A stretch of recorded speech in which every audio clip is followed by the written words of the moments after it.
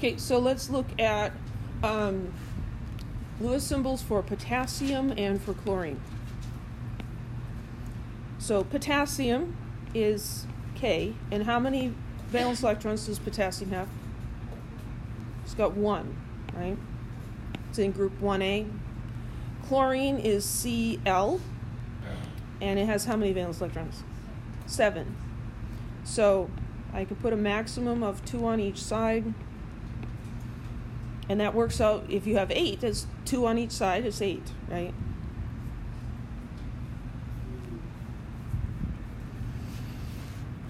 So these elements are going to interact in a way to get 8 valence electrons. So potassium's a metal. Metals are into losing electrons. So this potassium is saying, hey, anybody want this electron? My mom made me wear this hat. I'm trying to get rid of it. Who wants it, right? Well, why? You're cold, I'll take it. Trying to get rid of this electron. Because here's the electron configuration for potassium, and if I get rid of this guy here, then I've got a full octet from in the previous level. This is a little piece of onion skin on the outside, and if I take that off, I've got a nice complete onion skin, right, or onion layer. So what can happen, and what often will happen, is that the potassium will give this electron to the chlorine. So I'm going to move it. Give it to the chlorine. Potassium has now lost an electron, so it has a charge. Chlorine has gained an electron, so it has a charge. You can imagine how that minus sign could get lost in the dots. So we will usually put brackets around the part with the dots and put the charge on the outside. Yeah? So potassium won't share that electron? No, this isn't sharing. The potassium says, here, you can have it. You take it. If you want to go, be attracted to someone else, that's fine with me. I just need someone to take this electron off my hands. But what happens after that transfer occurs is that now potassium and chloride are very attracted to each other because of positive and negative charge. But the electron's transferred, not shared. This is an ionic bond because we're forming an ion. Yeah. So the Lewis symbols for anions are written inside brackets with the charge on the outside. Covalent is sharing. And what does that prefix co mean? Sharing, right? Co-sleeping with your children. This means you sleep in the bed with your kids, right? We co-sleep with the dogs. Thankfully, the children have gotten old enough that they don't come visit us during the night anymore. But there was a time, because honestly, sometimes the solution is worse than the problem. Right? I could have made Andrew sleep in his own bed all night, every night, but he started out there, and then he would come sneak in the middle of the night, and he didn't wake me up, he didn't bother me. I'd just wake up in the morning, and oh, there's Andrew. And I'm really nice and toasty warm, because he's like a little space heater. So why bother all the struggle to keep him out, right? I don't know where we got on that. Co means sharing valence electrons. Will the electron configuration change for a covalent bond with the atom that's actually sharing? That's a good question. So would the electron configuration change when you have an atom involved in a covalent bond? I've never really thought about that. I would say no. So I'm guessing we won't have to do it. No, we're not going to do electron configurations with covalent bonds. No.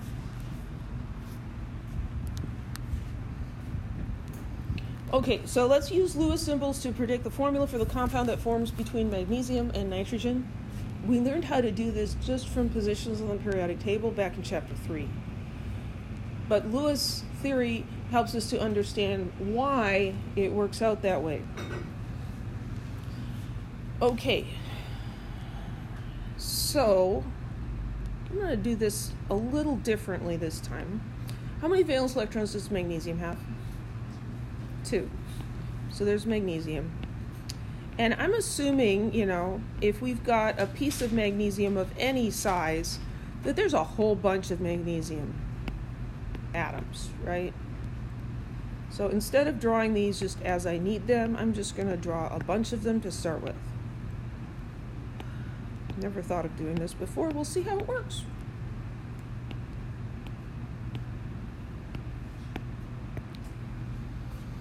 And then we've got nitrogens. I'm going to make nitrogen green. I should have made it blue, but whatever. How many valence electrons does nitrogen have? 5. I was just trying to. Yeah, he's trying to trick us. It has 7 electrons, but only 5 are valence electrons. So 1, 2, 3, 4, 5. Make a few more. 1, 2, 3, 4, 5.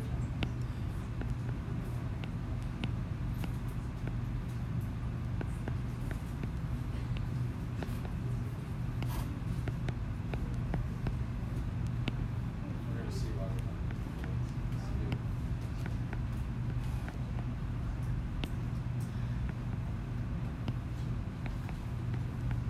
Okay, we'll start out with 6 of each, see what happens.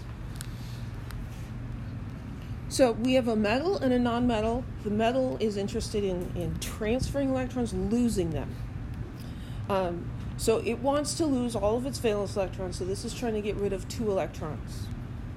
And none of the other magnesium atoms want these electrons, so he's going to look over here at the nitrogen. Hey, anybody want these 2 electrons? And nitrogen says, yeah, because I'm trying to get 3 electrons because I want to look like neon. Neon's got 8 valence electrons. I want to look like that. So I need to find 3 electrons. And so we're going to transfer these. We'll see if this works. So we're looking at this magnesium here. And we're going to transfer electrons. Whoops. That took the G. I want to take the G.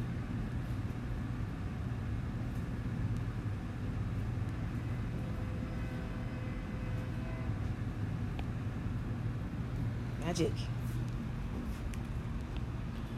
So, this magnesium is now a +2 ion.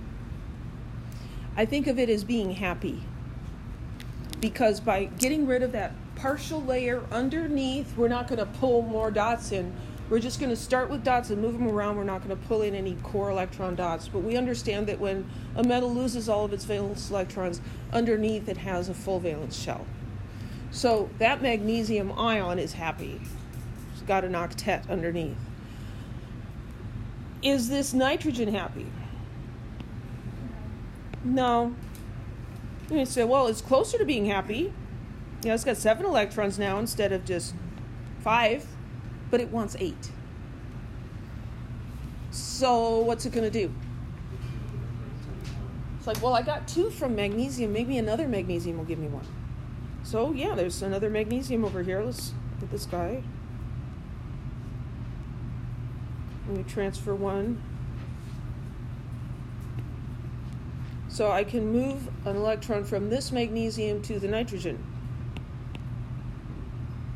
And when I do that, now I've got a -3 charge on the nitrogen. And that magnesium has a plus charge. So now this magnesium's happy. We'll highlight the happy ones. Pink is kind of a happy color. Yeah, I like that. Never done this before. So those guys are happy, okay?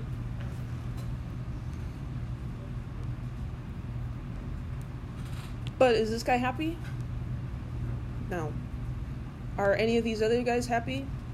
No. Well, what are we going to do? Well, this just needs to lose 1 more electron. So what if it gives this electron to one of the other nitrogens?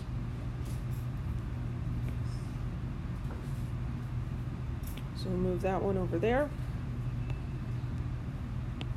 And now we got a 2+ charge on that magnesium, and yay, happy.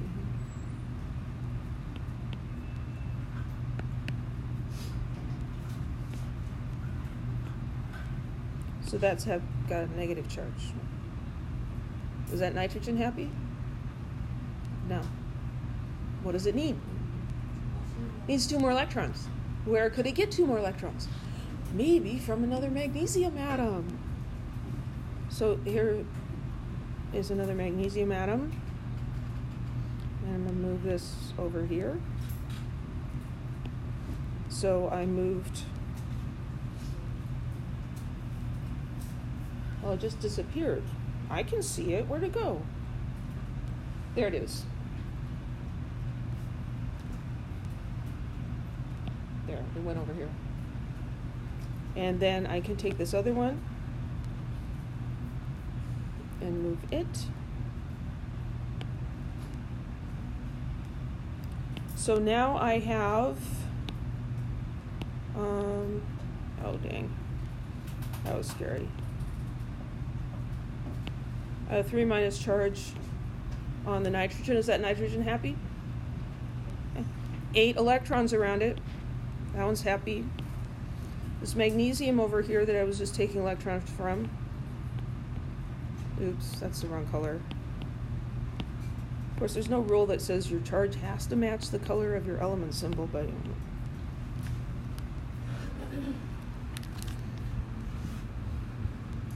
so it took 3 magnesium atoms and 2 nitrogen atoms so that all of them could get what they wanted. Do you see that? We could do this some more, but we're not going to. We could take these other 3 magnesium atoms, and they could give electrons to 2 more nitrogens and make them happy, and these magnesiums happy, right? And it's just going to keep going on like that.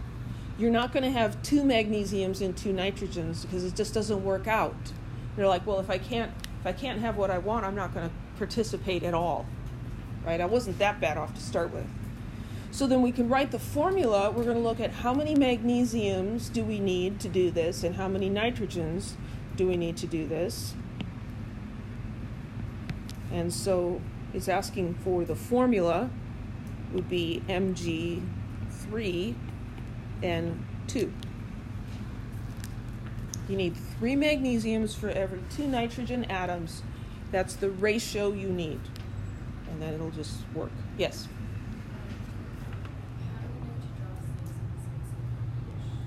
I just randomly drew 6 of each. Is there a way to do it without drawing all that out? Yeah, so what I usually do, but it involves a lot of switching pens back and forth, and I just didn't feel like doing that, is usually I start with 1 magnesium and 1 nitrogen. And so the magnesium loses 2 electrons, and the nitrogen gains 2, and the magnesium's happy, but the nitrogen isn't, and then it's like, well, if there's 1 magnesium around, there's a heck of a lot more around. So this nitrogen is just going to get another electron from a different magnesium atom, and then I draw that one. So that's how I usually do it. I just keep drawing until I've got enough. How much is it? Well, the pink one's here. That's enough. Where I can make everyone involved happy. How do you know if it's enough? Since you could do more.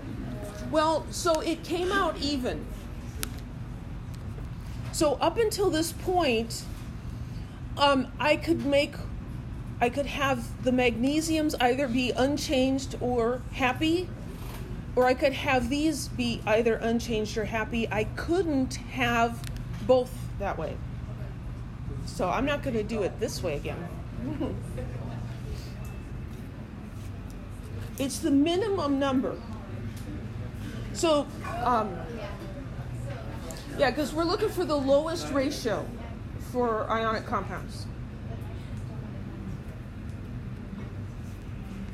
What's that called? There's a special name for ionic. Least common multiple would be 6. Yeah. The lowest ratio of ions. This reminds me of my grandmother. She enjoyed food, and so family dinner we'd have rolls, and then there'd be what she called with it. There was bread and with it. With it was like butter and jam, And so, you pass the stuff around and you take a roll and you take some jam, and then you're eating your dinner and you realize, I've got jam left over.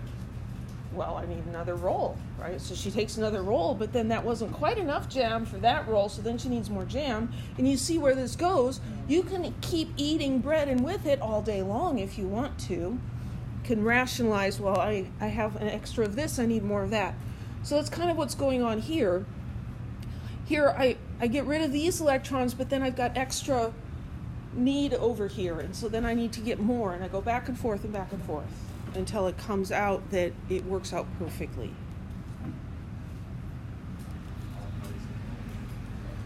So if this is a little fuzzy, you might want to go to the spring 2019 and look at the chapter 9 video.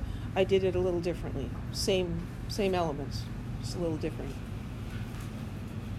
But this is the explanation for why we have this ratio for this compound.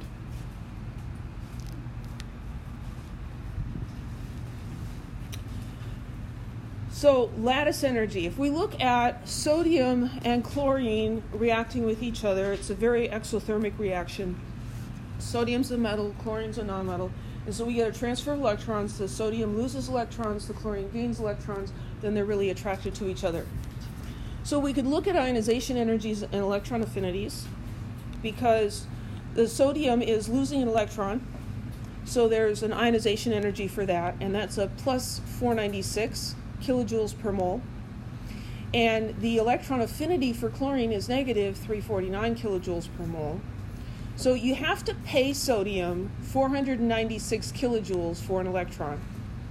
And you can sell it to chlorine for 349 kilojoules. So the overall sum here would be that you have to put into this process 147 kilojoules of energy. It actually looks like it's endothermic. And yet it's not, it's exothermic. So there's got to be something missing from the story, and it's the lattice energy. Lattice energy is the energy associated with the formation of a crystalline lattice of alternating cations and anions. It's always measured from ions in the gas state. It's the fine print. So we've got positive and negative ions coming together, and when they come together, they're attracted to each other and their potential energy is lowered. Well, if their energy is lowered, the energy has to go somewhere. The energy is released into the surroundings as heat. This is an important idea.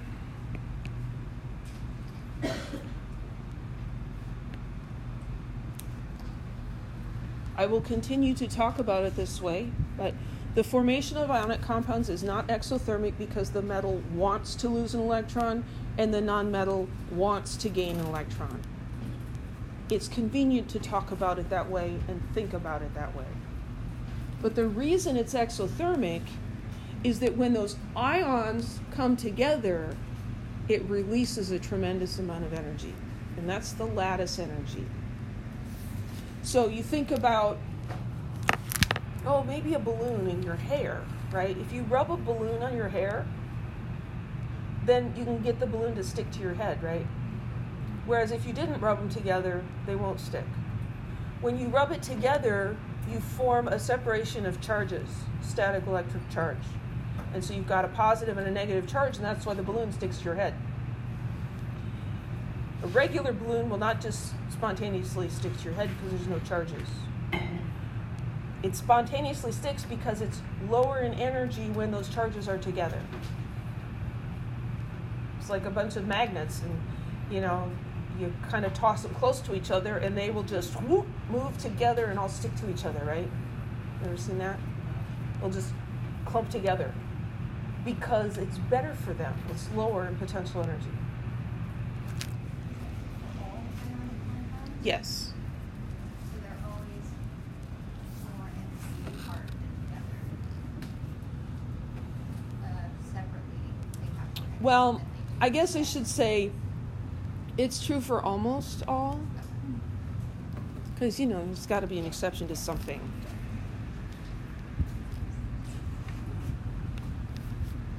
So this is an artist's imagining of what this might look like. So here we've got sodium ions, those are the purple ones, and we've got chloride ions, those are the green ones. So we have opposite charges. These are attracted to each other. And as they come together, they're going to naturally arrange themselves in a way that they can maximize the attractions with the opposite charges and minimize the repulsions from same charges. So they'll put themselves together like that, and that's going to be lower in energy, and the energy that's lost by that lowering has to go somewhere, and it gets released as heat into the environment, the surroundings. And so that's what it's not on fire, it's just heat coming out.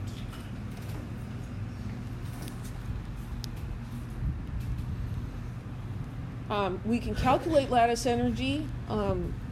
The easiest way, believe it or not, is with what's called the Born-Haber cycle. This is a hypothetical set of steps resulting in or representing the formation of the ionic compound from its elements.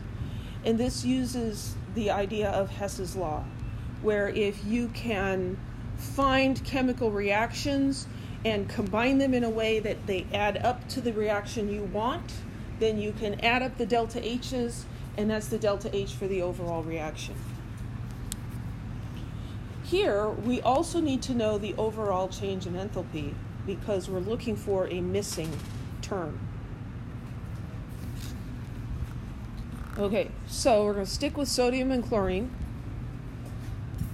Now, you're going to have to look at this while I point at stuff and try to follow along here. So where are we starting? Well, it's not real obvious. We're starting right here. So here's solid sodium and chlorine gas.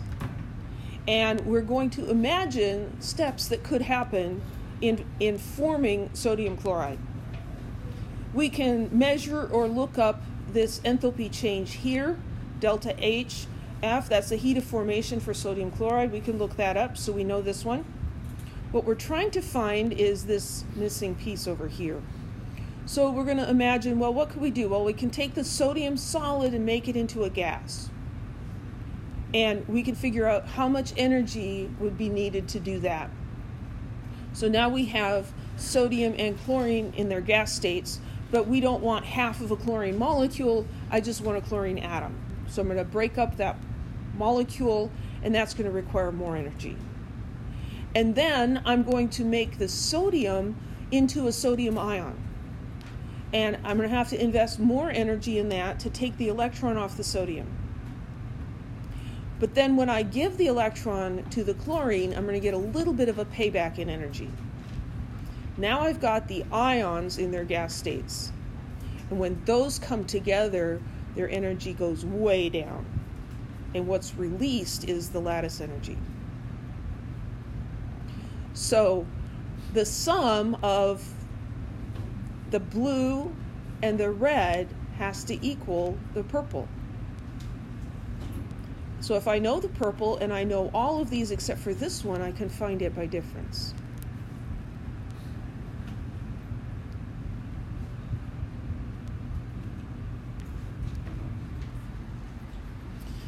Let's talk about some trends in lattice energies. One of these is ion size. And so we're just going to look at some comparisons. So here are metal chlorides. So we're keeping the anion the same, and we're just changing the cation. And these are all alkali metals. And here are the lattice energies. And we see that the lattice energy for lithium chloride is larger than for cesium chloride. It's more negative. That means when those ions come together, they release more energy out. So you get hotter. So why does that happen? Why is there a trend from more to less lattice energy? Well, it has to do with the size, right? Lattice energy depends on how close the ions can get to each other. And the size of the ions affects that. Because Coulomb's law is proportional to 1 over r. The larger distance between the charges, the less attraction. The closer the distance, the smaller the distance, the greater attraction. So all of these are interacting with chlorine, so we don't have to worry about that. But we can look at the size of the lithium ion and what the distance between the lithium nucleus and the chlorine nucleus would be, 241 picometers. And as we go down, these ions get larger. I'm really not sure why that one isn't purple. I just noticed that. Isn't that weird? Shouldn't that be purple like the others? I don't know. Sorry. Off topic. As we go down, these cations get larger and larger. And so these big bulky ions can't get as close to each other. And so the attraction between these big ones, the distance is larger, so the attraction is less. So when they come together, they release less energy. Does that make any sense?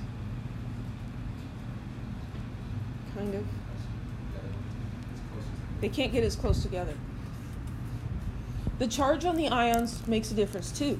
In that example, we were looking at all positive 1 and negative 1 ions. The charges were all the same. We don't want to go changing a whole bunch of things and comparing them because that gets too complicated. So here what we're going to do is we're going to compare two compounds where the sizes are approximately the same. So the distance between the nuclei in sodium fluoride is 231 picometers, and in calcium oxide it's 239 picometers. Not exactly the same, but pretty darn close. So the R's here are the same. For calcium oxide, the lattice energy is minus 3,414, and for sodium fluoride, it's only minus 910. This is a lot bigger. Same distance. What's different? The charges, right? Because Coulomb's law is proportional to Q1 times Q2. Well, here we have plus 1 and minus 1. So that equals 1, right? Here we have plus 2 and minus 2, and that equals 4. So the Q1 and Q2, that product is 1 or 4. So here the attraction should be 4 times as big. And 900, 3,400, that's pretty close to 4 times the size. 9 times 4 is 36. So if it was 900, then minus 3,600 would be exactly 4 times. It's really close. So the charge has a big effect, the magnitude of the charge.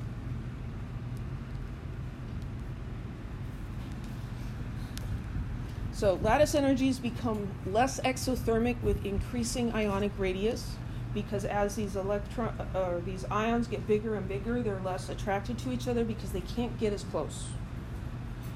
And lattice energies become more exothermic with increasing magnitude of ionic charge, because the bigger the charges, the more they are attracted to each other, the larger the magnitude of the charges. Okay, so now we do have a periodic table here. Arrange the following in order of increasing magnitude of lattice energy. So we got lithium bromide, potassium iodide, and calcium oxide. This is a tricky problem. It involves a lot of thinking. So, well, let's think about this. So one of the things we have to think about is charge. So lithium is plus 1 and bromine is minus 1. Potassium is plus 1 and iodide is minus 1. Calcium is plus 2 and oxygen is minus 2. So based on charges, which one has the largest? The calcium oxide. So based on the charges, calcium oxide has largest lattice energy.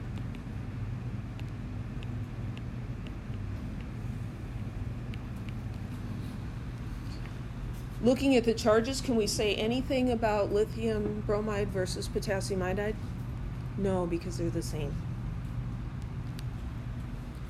Well, then we have to look at sizes. So let's look at lithium and potassium. Here's lithium, and here's potassium. Which one is smaller? The lithium. So this one is small, and this one's big, right? And then looking at bromide and iodide, here's bromide, here's iodide. Which one's smaller? The one on top, right? This one's smaller, and this one's bigger. So when I have lithium and bromide, I have the smaller of the pair bonded with the smaller of the pair. So these are both the two smallest ones, and potassium and iodide are the two bigger ones. So these are bigger. So based on size, I can compare for those.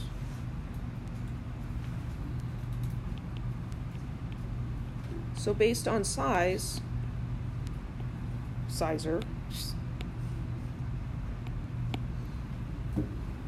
which one has the largest energy? The smaller ones, right? The small ones can get really close together, and so their energy is lower. So it would be the lithium bromide. It's the smallest ions. Has the larger lattice energy. It wasn't an H. That's not an E. It's supposed to be an H.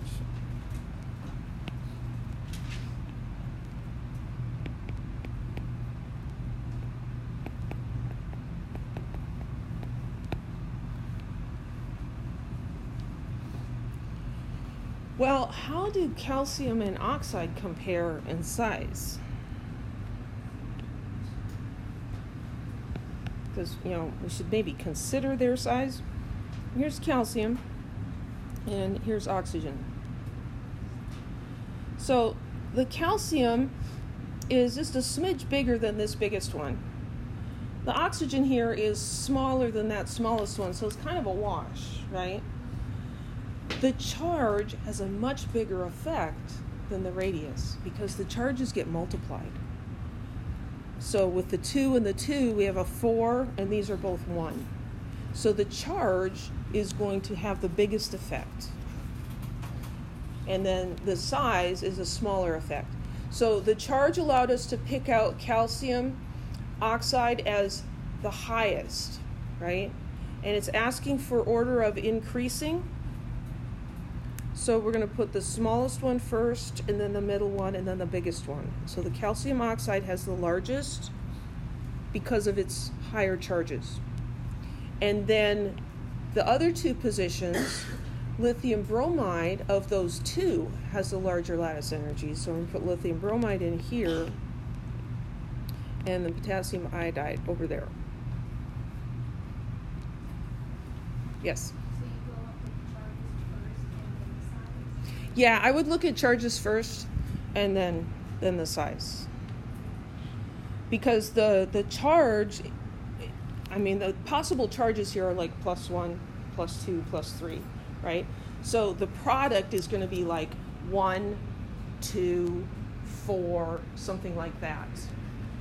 And so those are going to be big jumps, whereas the sizes are probably not going to vary that much. The sizes are going to be a smaller effect.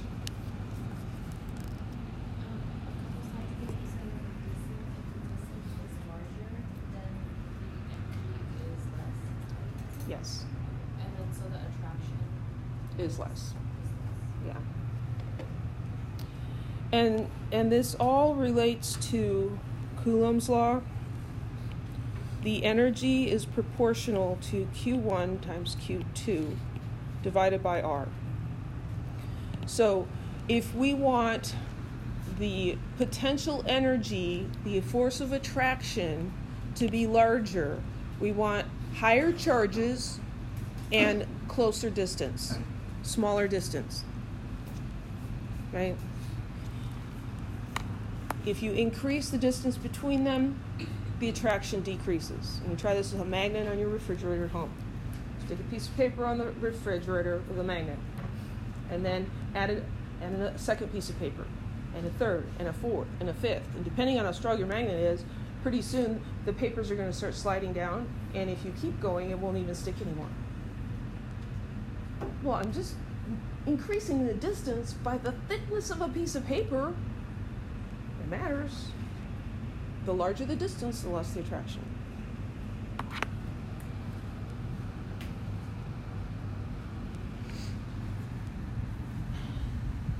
Then it's always a good idea to ask, does our model explain properties that we observe in real life? Does it match up with reality?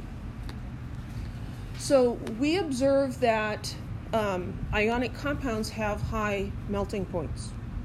So here we're looking at sodium chloride. Wouldn't necessarily recommend that you try this at home unless you've got a pan that you want to get rid of, and then go ahead and open all the windows and turn on a fan so you don't set off the smoke alarm. Take a frying pan, put a bunch of salt in it, and stick it on the burner, and turn up the heat. See if you can melt the salt. Spoiler alert, you can't. The pan's going to start smoking and get all messed up before the salt melts. Can salt be melted? Yes, but at a very, very high temperature. That tells me that those ions are really attracted to each other.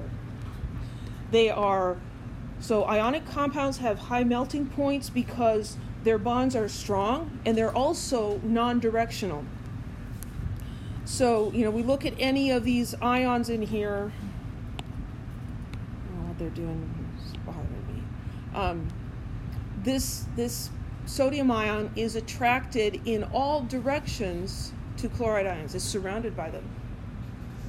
And so it's a very tight group there, and they're going to stick together. So ionic compounds in general have very high melting points. So that works. Non-conductivity of ionic solids. A solid chunk of sodium chloride does not conduct electricity. What do you need to conduct electricity? You need charges that can move, because electricity is a flow of electrons. So you have to have charged particles that can move. These guys aren't going to move. Now, if I heat this up high enough and melt it, then it'll conduct electricity. Molten sodium chloride conducts electricity because in the liquid state, the ions can move. And so they can migrate and they can carry the charge.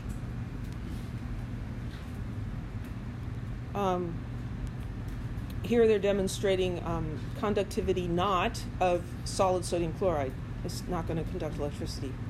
If I dissolve the sodium chloride in water, now the sodium and chloride ions are free to move, and it does conduct electricity, and the light bulb goes on. So the bonding model fits with reality. Yay. I wouldn't be telling you about it if it didn't. Now, will the energy within the sodium chloride dissolved in water eventually run out? Good question.